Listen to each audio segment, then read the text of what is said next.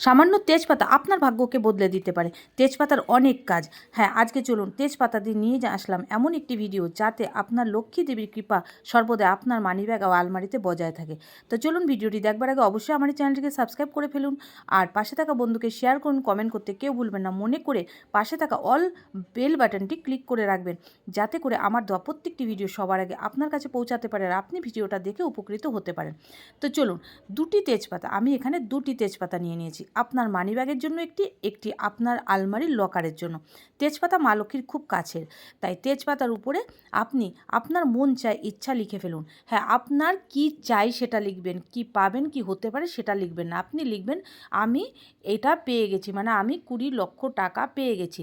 তো এই যে চাওয়াটা আমি পেয়ে গেছি এটা লিখবেন। লিখে দুটোতেই সেম লিখবেন। লিখে একটা আলমারির লকারে রেখে দিন আর একটা মানিব্যাগে রেখে দিন।